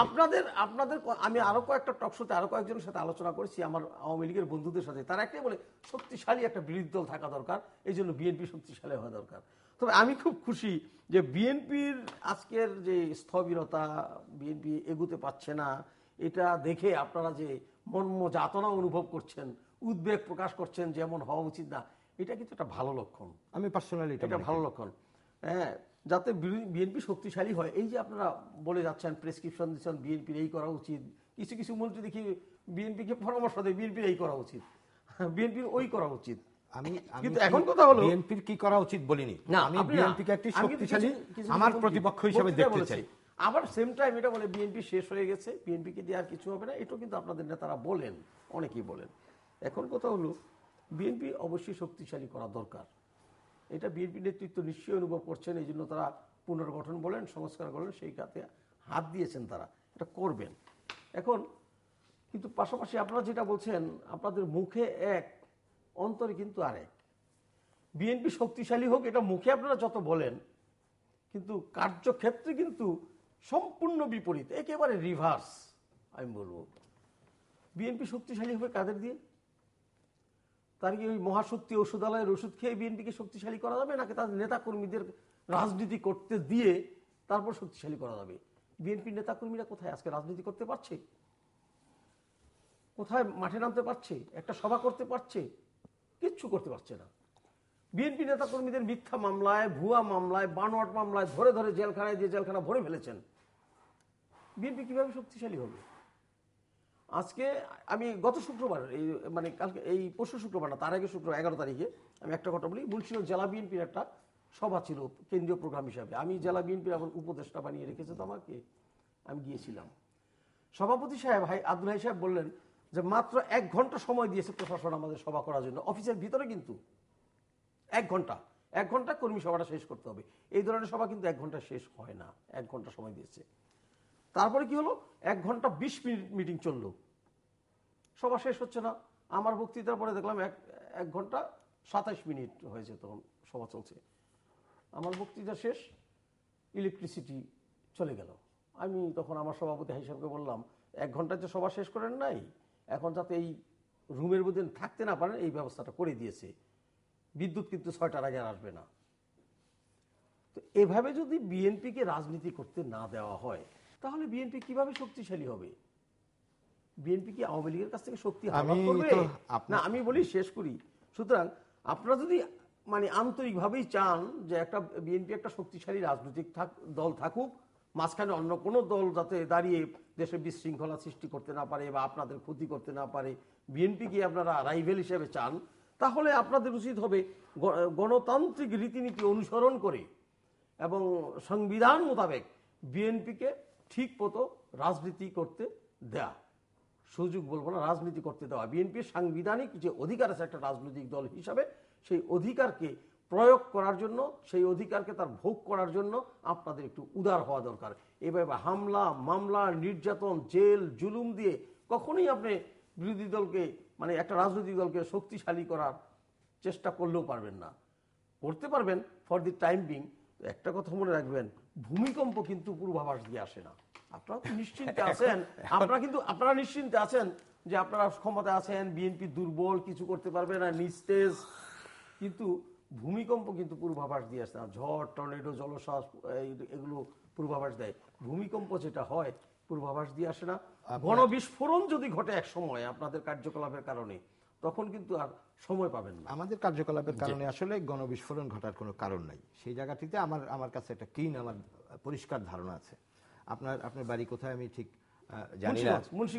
মুন্সিগঞ্জ তো ঢাকা চিটাগাংয়ের পরে বাংলাদেশের রাজনীতিতে, অর্থনীতিতে, যাতায়াতে খুব গুরুত্বপূর্ণ জায়গা। না, আমার জেলার উপর দিয়ে আপনি যান, কারণ গজারিয়া আমার মুন্সিগঞ্জ। আমি বলছি কুমিল্লা মহানগরী খুব গুরুত্বপূর্ণ একটি জায়গা। হ্যাঁ, আমার ওখানে মেয়র সাহেব মনিরুল হক সাক্ষু, উনি বিএনপি ঘরানার মেয়র। বাংলাদেশে কোথায় কি আছে বিএনপি ঘরানার না, উনি বিএনপি করেন। বিএনপি মানে বিএনপির ইয়ে আছেন, মেয়র আছেন। আমি আপনাকে একটি অনুরোধ জানাতে চাই, আপনি একটু কুমিল্লা যে একটু ঘুরে আসেন একদিনের জন্য, একটা দিন। একদিনকে ভাই 2 দিন আপনি না, আমি একটা দিন যদি ঘুরে 2 দিন কেন, আমার বাসায় 1 সপ্তাহ থাকবেন। আমি বলতেছি একটু ঘুরে আসার জন্য। আপনি জীবনে আর কুমিল্লা যাওয়ার নাম নিবেন না, দৌড়ে দিবেন আর কি। রাস্তাঘাটের যে অবস্থা, আমি এটা একটা স্ট্যাটাস দিয়েছিলাম আর কি, যে উনি তো বলে টলে পার পেয়ে যাবেন, আমি তো সরকারি আনুকূল্য পাইনি, বিরোধী দলের ইয়ে ছিলাম, মেয়র ছিলাম, উনি এটা বলে টলে পার পেয়ে যাওয়ার চেষ্টা করবেন। আপনাদের সমস্যাটি অন্য জায়গায়। আপনাদেরকে খুব যন্ত্রণা করা হয়েছে এরকম না, যন্ত্রণার রূপ। আমি আমার ব্যক্তিগত জীবনের যন্ত্রণার বর্ণনা যদি, আমার যেদিন বিয়ে হয়েছে তার পরের দিন আমি অ্যারেস্ট হয়েছি বিএনপির আমলে। আমার আগের দিন বিয়ে হয়েছে, রাত্রে বিয়ের প্রোগ্রাম শেষ হয়েছে, সকালে অ্যারেস্ট হয়েছি। ছাড়া পেয়েছি 16 দিন পরে। 16 দিন পরে ছাড়া পাওয়ার পরে সন্ধ্যায় ছাড়া পেয়েছি আর কি। পরের দিন আমার সংবর্ধনা অনুষ্ঠান থেকে আবার অ্যারেস্ট করছে আমাকে। আমি গ্রেফতারকে ভয় পাই না। ইন পলিটিক্সে মানুষ গ্রেফতার হবে, রাজনীতি করবে, না পিটাইলেই হলো, না মারলেই হলো। রাজনীতি করবে একটা মানুষ, গ্রেফতার হবে না কেন? এটা হতেই পারে। পিটানোর কি দেখছেন আপনারা? কি পরিমাণ পিটাইছেন আপনারা মানুষকে? আপনি তারেক রহমানের কথা বললেন, বেদনার কথা বললেন। এই আলোচনাটা আমি কিন্তু দেখেন, আমি সচেতনভাবে তারেক রহমানের নামটা কিন্তু আজকে আনতে চাইনি। বিষোদ্গার করা হবে, এই বিষোদ্গারের রাজনীতি থেকে সরে আসতে চেয়েছিলাম। তারেক যে আলোচ্য বিষয় হবে। বিএনপি কেন প্রবলেম আমি বলি, বিএনপির আরো মূল জায়গায় প্রবলেম। অনেকে বলে তারেকের প্রবলেম, আমি তারেকের প্রবলেম এখন আর মানতে রাজি না। আপনার সংবাদ পত্রিকার একটা কাটিং আপনাকে আমি এখনই দেখাতে পারি, আপনি দেখতে চাইলে। আপনার কর্নেল অলি বলছেন, মা ভালো হলে ছেলে খারাপ আছে তো, মা বেটা দুটোই বদমাস, এখানেই শেষ নয়। তিনি তখন বলছিলেন, হ্যাঁ, এয়ারপোর্ট আটকাও, ওরা যেন পালিয়ে যেতে না পারে। ইট ওয়াজ দ্য ল্যাঙ্গুয়েজ। এই কর্নেল অলিকে খালেদা জিয়া গ্রহণ করলেন কেন আবার? এই সালাউদ্দিন কাদের চৌধুরী বলছিল, লেজে কুকুর লারে, কুকুর লেজ লারে, এরকম একটা বলছিল না? এই সাকাকে আপনি কেমন করে গ্রহণ করলেন? শেখ হাসিনার বিরুদ্ধে এই ধরনের কোন আলাপ, একটা মুখে টু শব্দ করে আওয়ামী লীগ করা যাবে না। এটা টু শব্দ, এরকম বিষোদ্গার করে আওয়ামী লীগ করতে পারবে এমন কোনো মার বেটা নাই। খালেদা জিয়াকে মা বেটা দুটোই বদমাস বলার পরেও খালেদা জিয়ার সাথে রাজনীতি করা যায়, সমস্যাটি কার? আমি খারাপ এক সময় বলছি, আপনি আমাকে এরপরে এই কথা বলার পরে গ্রহণ করেন কেন? গ্রহণ করেন শুধুমাত্র ক্ষমতায় এবং ক্ষমাশীলতাটা কেন? ক্ষমাশীলতাটা হচ্ছে শুধুমাত্র, হ্যাঁ, ক্ষমতায় যাওয়ার জন্য। এখন এদেরকে দিয়ে আর ক্ষমতায় যাওয়া যাবে না, এইটা আপনাকে বুঝতে হবে। যে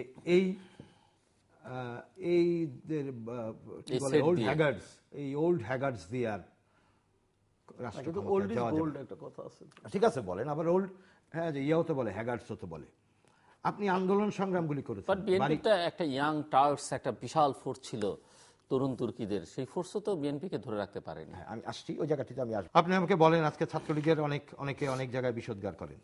আপনি ছাত্রলীগের লিজেন্ড হয়ে ওঠা একটা মাস্তানের নাম বলেন তো, গত 5 বছরে 7 বছরে লিজেন্ডারি একটা মাস্তানের নাম বলেন তো। আমি এক নিঃশ্বাসে বিএনপির 10 জনের নাম বলতে পারবো, আপনি চিনেন তাদেরকে। নিরু, অভি, মালেক, রতন, ইলিয়াস, এরা কারা? আপনি এখন বলতে পারবেন কারণ আপনি ক্ষমতায় আছেন। আর আমি যদি বলতে যাই যাদের নাম জানি, কালকে আমার লাশ পড়বে। পড়বে না, জি, আসলেই পড়ে নাই, এই গ্যারান্টি আপনি আসলেই পড়ে নাই। আমার শাহ এসএমএস কিবরিয়া মারা গেছে, আমার আহসানুল্লাহ মাস্টার মারা গেছে, আমার মমতাজউদ্দিন মারা গেছে, আমার আইভি রহমান মারা গেছে, শেখ হাসিনা ট্রাকের উপর গ্রেনেড মারা হয়েছে। আমরা এগুলি আসলে করি নাই। এগুলি আপনারা টকশোতে এসে আলোচনার মজার, কে কোথায় মার খাইছে। আমার যেমন আমার কুমিল্লা শহরে বিএনপির কোনো ছেলে মারা যায় নাই। বলছি ঢাকা চিটাগংয়ের পরে বিএনপি খুব গুরুত্বপূর্ণ জায়গা। এরা লুটপাটে আমাদের যেই অংশটি লুটপাটের সাথে জড়িত, রাষ্ট্র ক্ষমতা, আমি হ্যাঁ বুঝেই বলতেছি, রাষ্ট্রীয় ক্ষমতায় থাকলে আমাদের দেশের যে কমন সিনারিও, এই সিনারিওতে যারা টেন্ডার বাণিজ্যগুলি করে, এগুলির সাথে আপনার বিএনপি ঘরানার মানুষগুলি জড়িত হয়ে করছে কুমিল্লা একসাথে কাজ। এই জন্য আমি বলছি যে আপনি একটা দিন কুমিল্লা যান, একটু দেখে আসেন, এবং এগুলি পত্র পত্রিকা এসছে। আমি আলোচনা জানাব যে লিজেন্ডারি মাস্তানের নাম বলতে পারলেন না আপনি, একটা মাস্তানের নাম বলতে পারবেন না। আমি এক নিঃশ্বাসে আপনার গুলির, এই যে ইলিয়াস আলী বলতেছেন, ইলিয়াস আলী ছাত্রদল থেকে এক্সপেলড হয়েছিলেন না? ইলিয়াস আলী কেন এক্সপেলড হয়েছিলেন ছাত্রদল থেকে? উনি ছাত্রদলের সেক্রেটারি ছিলেন নির্বাচিত। এই নিরুকে, অভিকে, মালেককে, পাগলা শহীদকে, বাস্টার সেলিমকে, এই মুরগি মিলনকে, এরা কারা? আপনি এরকম কোন লিজেন্ডারি নাম বলতে পারবেন? বলতে পারবেন না। তো এই মাস্তানতন্ত্রের তো আপনারা মেক পলিটিক্স ডিফিকাল্ট বলে মাস্তানতন্ত্র আপনারা তৈরি করছিলেন। এই যে আপনার এই অভিকে হিলফুল ফুজলে নিয়ে গেছিলেন, ওই যে হিজবুল বাহারে আপনারা নিয়ে গেছিলেন, নিয়ে ওদের হাতে অস্ত্র তুলে দিচ্ছেন। আপনাদের হিজবুল বাহারে অস্ত্র তুলে দিচ্ছে, মানে হিজবুল বাহারে নিয়ে দলে নিয়ে গেলেন, ম্যাট্রিক পাস করছে, একটা ভালো ছেলে না, ঢাকা ইউনিভার্সিটিতে একটা ভালো পরিবারের ছেলে, মাস্তান হিসেবে বেরোলো। অভির নামে, আরে অভির তো কাহিনী, কয়েকশো ছেলে মেয়ে গিয়েছিল হিজবুল বহরে, এর মধ্যে একটা অভি যদি সন্ত্রাসী হয়, যেটা বিএনপিতে গেছে, যেটাকে বিএনপিতে আপনি যারা সেটাই নষ্ট হিসেবে বেরিয়েছে। আমার কথাটা কি, যাকে আপনি বিএনপি বানাইতে পারছেন সে নষ্ট হয়েছে। আচ্ছা যাক, আমি যে কথা বলছিলাম, এই এখন আপনার আন্দোলনগুলি কি ছিল? আপনি বাড়ি থেকে বের করে দিছে। আপনি তার বিপরীতে একটা জিনিস একটু খেয়াল করেন, যাতে অনেকেই জানে না, গোপন। শেখ রেহানার একটা বাড়িতে আপনারা দখল করে ফেলছিলেন। ধানমন্ডির সমস্ত বাড়িগুলি আপনার 1 বিঘার প্লট হয়। শেখ রেহানার যে পারিবারিক মর্যাদা, শেখ রেহানার হাজবেন্ড, শেখ রেহানা নিজেই ধানমন্ডির যে প্লটগুলির একটা প্লট পাওয়ার মতো যোগ্য মানুষ, তার স্বামী। এই প্লটটা শুধু নিয়ে যান নাই, এই প্লটটা থানা বানাই ফেলছেন। সরকারি জায়গা ছিল, এটা সরকারি জায়গায় তো দেয়, সব জায়গায় তো সরকারি, সব জায়গায় সরকারি। আপনার বাড়ির জায়গাও তো সরকারি, হ্যাঁ আপনার বাড়ির জায়গাও তো সরকারি, আপনার বাড়ির জায়গাও সরকারি, আমি ট্যাক্স দিই, মানে সরকারি জায়গা। এই সরকারি জায়গাটি কারা পায়? সেই পাওয়ার তালিকায় শেখ রেহানা পড়ে কিনা? যেই সরকারি ক্ষমতায় আসুক, আওয়ামী লীগ দিতে হবে কেন? শেখ রেহানার হাজবেন্ডের যে স্ট্যাটাস, সেই স্ট্যাটাসে শেখ রেহানা একটা 1 বিঘার জায়গা ডিজার্ভ করে কিনা? যদি না করে, মনে করেন আমরা ডিজার্ভ করি, উনি যে কোনো জায়গায় একটা প্লট পাওয়ার ডিজার্ভ করেন, সেটা বাজার মূল্য হবে আর কি। আচ্ছা, ওনাকে দেওয়া হলো। ওই যে প্রবলেমগুলি বললাম না, যে বিষদগারের সংস্কৃতি আপনারা কিন্তু শুরু করছেন। আমি কিন্তু বাজার মূল্যে এখনো যাই নাই। আপনি 1 টাকায় নিছেন, আমি এখনো বাজার মূল্যে যাই নাই, আপনি নিয়ে যেতে বাধ্য করেন আমাকে। শেখ রেহানার বাড়িটা তো শুধু তুলেন নাই, যেন কখনো এটা ক্লেম করা না যায়, ওটা থানা বানাই ফেলছেন। এবং সেই থানা সাধারণত কারা উদ্বোধন করে? থানা পর্যায়গুলি, বাংলাদেশের থানাগুলি উদ্বোধন করে কারা? ওই থানাটি কে উদ্বোধন করছিল? এখন আপনি হিংসার রাজনীতিটা শুরু করলেন। আপনি এখন আপনার ক্রন্দন দেখলো শেখ হাসিনা, শেখ রেহানা কিন্তু ক্রন্দন করে নাই। ওকে, লেট ইট বি। 1 বিঘা আমি এটা নেব না। শেখ হাসিনা তো তার পৈতৃক 32 নম্বর বাড়ি দিয়ে দিছে জাতির কাছে, জাতিরে দিয়ে দিছে। মালিকানা বোধহয় ওনারই আছে। এটা আমি আর ওই বিষয়টা আমি আর ব্যবহার করছি না, এটা তো আমি জাতিকে দিয়ে দিলাম। তো ঠিক আছে, লেট ইট বি। এটা নিয়ে টু শব্দ করে নাই আওয়ামী লীগ। ওনার বাড়ি থেকে উনি কেন 1 টাকায় বাড়ি ভোগ করবেন? এত বিশাল বাড়ি, যেখানে এখন কয়েকশো সামরিক কর্মকর্তা থাকতে পারে। উনি কি নিজে দখল করছিলেন না সরকার দিয়েছিল? শেখ রেহানা কি দখল করছিল? না, সরকার দিয়েছিল। শেখ রেহানা কি দখল করে নিয়েছিলেন? সেই সময় বেগম জিয়া কিন্তু পাওয়ারে ছিলেন না। আমি বলতেছি তো, বেগম জিয়া পাওয়ারে ছিলেন না, কি ছিলেন সেগুলি আরো বিশ্রী কথা যাব না, বিশ্রী কথা যায় না। পাওয়ারে ছিলেন না উনি। নিজামুদ্দিন সাত্তারের সরকার ছিল, ওটা প্রসেস করে রেখে গেছে। পরবর্তী সরকার যেটা আসলো, ওরা 2টা বাড়ি কমপ্লিট করে দিয়েছে। 2টা বাড়ি আসেন, আপনি জাতিকে কতভাবে বিভ্রান্ত করছেন। কোন সরকারি কর্মচারী, কোন সরকারি আমলা, কোন লোক ঢাকা শহরে 2 জায়গায় প্লট পেতে পারে না, সরকারি প্লট, ন্যায্য টাকা দিয়েও। মানে আপনি যে প্লটের জন্য আবেদন করবেন, সেখানে আমার যদি নিজের নামে বাড়ি থেকে থাকে ঢাকা শহরে, তাহলে আমি আর সেই প্লটের আবেদনের ন্যায্যতা থাকে না। এই আইনগুলি দয়া করে মাপসাই করে বুঝে নিয়ে আমরা জানি। উনি 2টা বাড়ি কেন নিলেন? একটা বাড়ি যে পৈতৃকভাবে আমার বাড়ি, পৈতৃকভাবে ঢাকা শহরে আমার বাড়ি থাকলে ঢাকার কোনো জায়গায় আমি প্লট পেতে পারবো না। আমি আসছি আপনার কাছে। এগুলি করেছেন মিস্টার মহিউদ্দিন খান মোহন, শেষের দিকে আমরা। ধন্যবাদ। আপনি অনেক কথা বলেছেন, সেগুলো বলতে গেলে আরো অনেক সময় লাগবে। জিলুর ভাই আমাদের সময় দিতে পারবেন মনে হয় না আমার। সুতরাং ওই বিতর্কে আমি যাব না। এগুলো জাতি জানে, সবাই দেখেছে, পত্র পত্রিকা টেলিভিশনে কি হয়েছে না হয়েছে, কথাবার্তা সব হয়েছে। আপনি যেটা বলেছেন যে কর্নেল অলির কথা বললেন, এগুলো এই প্রসঙ্গে জরুরি অবস্থার উপরে আমার একটা বই আছে, জরুরি অবস্থা বিএনপি ও কিছু না বলা কথা, একটা বড় বই আছে, ওটার মধ্যে সব লিপিবদ্ধ আছে। সুতরাং এগুলো আমার জানা। যে কারণে বেগম খালেদা জিয়া কর্নেল অলিকে তার জোটে নিয়েছেন, ঠিক একই কারণে অনেককেই প্রধানমন্ত্রী শেখ হাসিনা তার মন্ত্রিসভায় স্থান দিয়েছেন, দলে রেখেছেন। মাননীয় প্রধানমন্ত্রী শেখ হাসিনা অনেককে সহ্য করতে পারেন, অনেকের কথাই মেনে নিতে পারেন, অনেকের চেহারাই দেখতে পারেন, কিন্তু তার পিতার হত্যাকারীদের উনি কোনোদিন ক্ষমা করেননি, করবেনও না। এবং হত্যায় যারা সহযোগিতা করছে তাদেরও না, হত্যায় যারা তখন তাৎক্ষণিক বেনিফিশিয়ারি হয়েছে তাদেরও ক্ষমা করার কথা না। কিন্তু আব্দুল মালেক উকিল সেদিন কি বলেছিলেন হিথ্রো বিমানবন্দরে 1975-এ মুজিব কিলিংয়ের পর, একটু স্মরণ করে নেবেন। তার মন্ত্রিসভায় সদস্য ছিলেন, মোস্তাক মন্ত্রিসভায় সদস্য ছিলেন বিচারপতি আবু সাইদ চৌধুরী, তার মন্ত্রিসভা মনোরঞ্জন ধর, আব্দুল মান্নান, দেওয়ান ফরিদ গাজী, অনেকে ছিলেন। প্রত্যেকে কিন্তু আওয়ামী লীগ করেছেন শেখ হাসিনার সাথে। তখন তো আওয়ামী লীগে ছিল, আর অন্য কোনো দল ছিল না। না না না, ওই সময় 75-এর পরে শেখ মুজিবুর রহমানের হত্যাকাণ্ডের পরে এরা মোস্তাক মন্ত্রিসভায় যারা সদস্য ছিলেন তারা সবাই আওয়ামী লীগের। আমি বলি এদের মধ্যে অনেকেই কিন্তু শেখ হাসিনার সাথে আওয়ামী লীগ করেছেন, এমপি হয়েছেন, মন্ত্রী হয়েছেন। শেখ হাসিনা কিন্তু তার পিতার হত্যাকারীদের ক্ষমা করেননি, কিন্তু হত্যার বেনিফিট যারা নিয়েছেন, ইভেন জেনারেল এম.এ.জি. উসমানী খন্দকার মোস্তাকের অবৈতনিক, মানে উনি বেতন নেবেন না, এতই উৎফুল্ল মুজিব হত্যা হওয়ায় যে ওই সরকারের কাছ থেকে উনি কোনো বেতন নেন নাই, উনি ছিলেন প্রতিরক্ষা উপদেষ্টা। বরিশালের মহিউদ্দিন সাহেব সাদা চুলের জন্য যিনি বিখ্যাত ছিলেন, খুব শ্রদ্ধা করতেন মানুষ তাকে, অনেক সিজেন্ড পলিটিশিয়ান তিনি খন্দকার মোস্তাকের বিশেষ দূত হিসাবে সোভিয়েত ইউনিয়ন সফর করেছিলেন, তৎকালীন সোভিয়েত ইউনিয়ন মোস্তাক সরকারের পক্ষে জনমত গঠন করার জন্য। এরাও কিন্তু শেখ হাসিনার সাথে আওয়ামী লীগ করেছেন, আওয়ামী লীগ থেকে এমপি হয়েছেন, রাজনীতি করেছেন। সুতরাং ওই রাজনৈতিক উদ্দেশ্য হাসিলের জন্য আজকের শত্রুকে কালকে মিত্র হিসাবে বুকে জড়িয়ে নেওয়াটা দোষের কিছু নয়। এই জন্যই বোধহয় ওই থিওরিটা চালু, ওই জন্য ওই থিওরিটা চালু করা হয়েছে বাজারে। রাজনীতিতে শেষ কথা কিছু নাই, রাজনীতির চির শত্রু চির বন্ধু নাই, এটা। সুতরাং এটা বলা। আর আপনি যেগুলো বলেছেন যে লিজেন্ডারি সন্ত্রাসী নাম, আমি বললাম তো, নাম বললে আমি কালকে আর বাঁচবো না, এটা অন্তত করতে চাই। নাম বলতে পারবো না, ছাত্রলীগ যুবলীগের সন্ত্রাসীদের নাম বলতে পারবো না, এতটা বুদ্ধি প্রতিবন্ধী বা দৃষ্টি প্রতিবন্ধী তো আমি না, বলতে পারবো কিন্তু বলবো না। এই জন্য শোনেন একটা কথা বলি, ওই ব্রেজনেভ যখন ক্ষমতা নিলেন সোভিয়েত ইউনিয়নের, তখন উনি এই বলছিলেন যে স্ট্যালিন এই ভুলগুলো করে গেছেন, এই ভুলগুলো করে গেছেন, এই ভুলগুলো করে গেছেন। পেছন থেকে একজন ওনার মন্ত্রী বৈশা থেকে চুপ করে বলছে, আপনি তো তখন ওই মন্ত্রিসভার সদস্য ছিলেন, তখন বলেননি কেন? কে বললেন কথাটা, কে বললেন? কেউ কিছু বলছে না, চুপ। তখন ব্রেজনেভ বললেন, এই জন্যই বলি নাই সেই দিন। বিএনপির আমলে এরকম টকশোতে যেমন আপনি বিএনপির নাম দিয়ে যারা সন্ত্রাস করে তাদের নাম আপনি প্রকাশ্যে বলতে পারতেন না, ঠিক একই কারণে আজকে আওয়ামী লীগ শাসন ক্ষমতায় তার কর্মী ক্যাডাররা যেটা করছে সেটা আমি বলতে পারবো না। শুধু বলে দিই, 96-2001-এ সারা বাংলাদেশে একটা নতুন প্রজাতি তৈরি হয়েছিল আমাদের বাংলাদেশের মানুষদের মধ্যে, নাম ছিল গডফাদার, সন্ত্রাসের গডফাদার।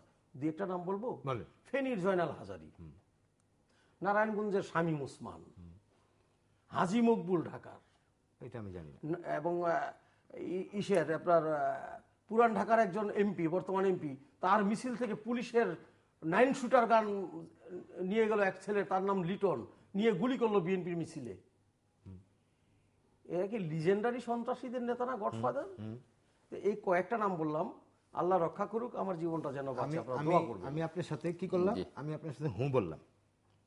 সুতরাং আমি আরো যদি বলতে চাই তাহলে আর বেশি নিচে যান না, বেশি নিচে যাওয়া ঠিক না। আর যদি আওয়ামী লীগের সন্ত্রাস, বিরোধী দলকে নির্যাতন, জুলুমের ইতিহাস যদি আমি বলতে যাই, তাহলে এই যে সাংবাদিক আহমেদ মুসার একটা বই আছে, বাংলাদেশের রাজনৈতিক হত্যাকাণ্ডের সূচনা পর্ব, ইতিহাসের কাঠগড়ায় আওয়ামী লীগ, এইটার মতো আরো কয়েকটা খণ্ড বই লেখা যাবে। সুতরাং অতীতের দিকে না যায় ভালো। তারিক ভাই শোনেন, আপনি তারিকুল হক, আপনি হক কথা বলবেন, আমি হক কথা বলবো মনে করি, কিন্তু তখন আপনার সাথে বলছিলাম যে আমরা কিছু নৈতিক আচরণে থাকবো। আমি কিন্তু বলছি, আপনি কিন্তু আমার কোনো বক্তব্যের সাথে একমত পোষণ করেন নাই। আমি যেভাবে আমার একটারে বললেন না আপনি, আমি তো জবাব দেবো। আমরা দুজন এক জায়গায় হইতে হবে। কোথায় জানেন? তাহলে জাতির ডেভেলপমেন্ট হবে। এই জয়নাল হাজারীদের দিয়ে আওয়ামী লীগের কোনো উন্নতি লাভ হয়নি। এই জয়নাল হাজারীদের দিয়ে কোনো লাভ হয় না। আরেকটা নাম বাদ পড়ে গেছে, লক্ষ্মীপুরের আবু তাহের। হ্যাঁ, তাহের। এই লক্ষ্মীপুরের আবু তাহেরকে দিয়ে আওয়ামী লীগের লাভ হয়েছে না লস হয়েছে বলে? কিন্তু আওয়ামী লীগ লক্ষ্মীপুরের আবু তাহেরের একটা সিট আমি বাঁচাইতে যাই, ওখানে করে নাই, ওন করছে। যদি সেটা করে থাকে, করা হয়ে থাকে, পলিটিক্স মনে করেন পৃথিবীতে সর্বশক্তিমান হচ্ছে আল্লাহ তাআলা, আর সবাইকেই তার পাওয়ার শেয়ার করতে হয়। ওই শেয়ারিংটা যে যত ভালো করে করতে পারে সে তত বড় নেতা হয়। এখন কোন জায়গায় বিচ্যুতি ঘটেছে না ঘটেছে আপনি যেমন বলতে পারেন না, আমিও তো অ্যাজ পার্টিজান অনেক কথাই হয়তো বলতে পারি না। তারপরেও একটি জায়গায় মঙ্গল কথাটি বলতে চাই, মঙ্গল বার্তাটি বলতে চাই। একটা উদাহরণ আমি আপনাকে দেই। ঢাকায় একজন না থাকলে ঢাকা শহরে আওয়ামী লীগ টিকায় রাখা কষ্ট হবে, এই ধরনের একটা কনসেপশন ছিল মোস্তফা মহসিন মন্টু। না থাকলে ঢাকা শহরে আওয়ামী লীগ কিছু হবে না। কিন্তু ইতিহাসটা হচ্ছে এইরকম, যতদিন মোস্তফা মহসিন মন্টু আওয়ামী লীগ করেছেন অতদিন ঢাকা শহরে কোনো সিট আমার ছিল না। মাইনাস মোস্তফা মহসিন মন্টু ঢাকা শহরের সবগুলি সিট আমার। এটা হচ্ছে রাজনৈতিক বাস্তবতা। লক্ষ্মীপুরের তাহের দিয়ে জয়নাল হাজারী দিয়ে আওয়ামী লীগের লাভ হয়নি।